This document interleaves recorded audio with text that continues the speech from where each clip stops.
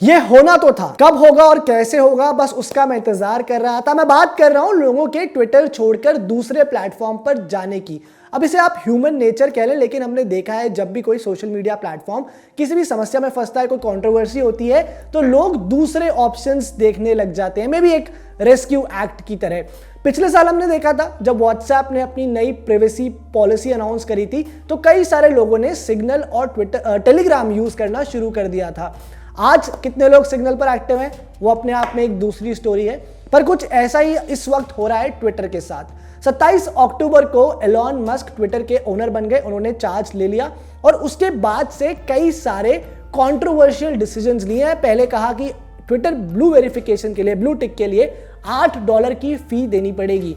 उसके बाद उन्होंने अपनी ही आधी से ज्यादा वर्कफोर्स को सैक कर दिया, नौकरी से निकाल दिया। और भी कई सारे ऐसे ट्वीट्स आए हैं जिसकी वजह से लोगों का जो सेंटिमेंट है इस तरफ, ट्विटर की तरफ, थोड़ा सा नेगेटिव है। और इसका सीधा सीधा फायदा हो रहा है एक दूसरे सोशल मीडिया प्लेटफॉर्म को, मैस्टोडॉन। मैस्टोडॉन वैसे तो ट्विटर जैसा ही एक सोशल मीडिया प्लेटफॉर्म है, कुछ सिमिलैरिटीज हैं, लेकिन कई सारे डिफरेंसेस भी हैं। 27 अक्टूबर के बाद से एक हफ्ते के अंदर इस प्लेटफॉर्म ने 2,30,000 नए यूजर्स ऐड कर लिए और अब इसकी जो टोटल नंबर ऑफ यूजर्स हैं वो करीब 6.5 लाख से ज्यादा हो चुके हैं। हालांकि ट्विटर के कंपैरिजन में अभी भी बहुत छोटा प्लेटफॉर्म है। ट्विटर कहता है कि उसके पास 238 मिलियन मोनेटाइजेबल यूजर्स हैं, तो सामने तो कहीं भी नहीं टिकता, लेकिन एक तगड़ा ऑल्टरनेटिव बनकर आया है यह प्लेटफॉर्म मैस्टोडॉन। मैस्टोडॉन भी ट्विटर, फेसबुक, इंस्टाग्राम की तरह ही एक सोशल मीडिया प्लेटफॉर्म है जिसे 2016 में स्टार्ट किया गया था। इसकी वेबसाइट के हिसाब से यह एक open source non profit organisation की तरफ से रन किया जाता है और कंप्लीटली पब्लिक सपोर्ट के ऊपर यह प्लेटफॉर्म चलता है। इस प्लेटफॉर्म को फाउंड किया था यूजीन रोको ने, जो एक डेवलपर हैं और पहले ये ट्विटर के लिए भी काम कर चुके हैं।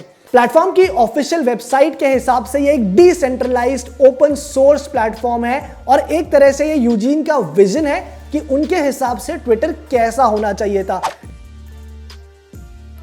मैस्टोडॉन की जो ऐप है वो गूगल प्ले स्टोर और iOS का जो ऐप स्टोर है दोनों पर अवेलेबल है। आईफोन, आईपैड दोनों के साथ ये वर्क करता है, तो इसे डाउनलोड करना बहुत आसान है। आप अपने अपने जो ऐप स्टोर है उस पर जाकर मैस्टोडॉन सर्च कर सकते हो, ये ऐप आ जाएगी, वहां से डाउनलोड कर लो। जब इसे आप ओपन करोगे तो वहां पर साइन अप करने का ऑप्शन आएगा और साइन अप करते ही अलग अलग यहां पर सर्वर्स दिखाई देंगे। सर्वर्स क्या है वो मैं आगे समझाऊंगा, बट आप जो भी आपके इंटरेस्ट के हिसाब से सर्वर है उसे सिलेक्ट कर सकते हो और उसके बाद आपको एक यूजर आईडी क्रिएट करने के लिए कहा जाएगा। And once you do that आप प्लेटफॉर्म पर एक्टिव हो जाओगे।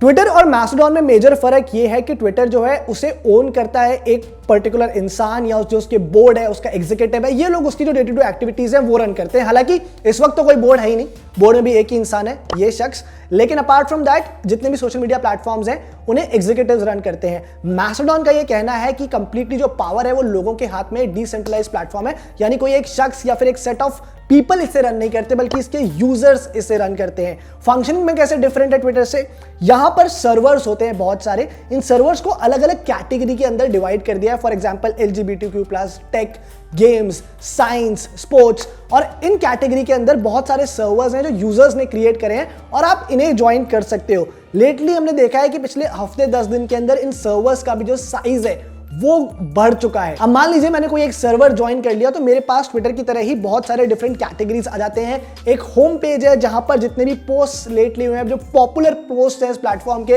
वो दिखाई देंगे। अगर मैं कम्युनिटी टैब के ऊपर चला जाता हूं तो उस कम्युनिटी के अंदर, उस सर्वर के अंदर लोग क्या पोस्ट कर रहे हैं वो दिखाई देगा। सिमिलरली एक न्यूज का टैब है, एक हैशटैग का टैब है जहां पर जो ट्रेंडिंग टॉपिक्स हैं वो दिखाई देते हैं। ट्विटर से डिफरेंस ये है कि ट्विटर पे जो कैरेक्टर लिमिट है उसके कंपैरिजन में मैस्टोडॉन पर आप 500 कैरेक्टर तक के ट्वीट्स कर सकते हो। ट्वीट नहीं होते यहां पर, ट्वीट होते हैं, और इन ट्वीट्स को आप रीट्वीट कर सकते हो, रीशेयर कर सकते हो, लाइक कर सकते हो, एंगेज कर सकते हो, जस्ट लाइक ट्विटर। और इस पे जो पोस्ट दिखाई देते हैं ट्विटर में वो पॉपुलैरिटी के हिसाब से या फिर जो आपकी बिहेवियर है प्लेटफॉर्म के ऊपर उसके हिसाब से होते हैं। मैस्टोडॉन पर क्रोनोलॉजिकल ऑर्डर के अंदर ये सारे के सारे ट्वीट्स दिखाई देते हैं। आप मैस्टोडॉन पर स्विच करना चाहते हो या नहीं, ये कंप्लीटली आपका कॉल है। देखकर हो सकता है काफी सारे लोगों को ये ट्विटर से ज्यादा कॉम्प्लिकेटेड लगे, पर थोड़े टाइम के बाद आप यूज टू हो जाओगे।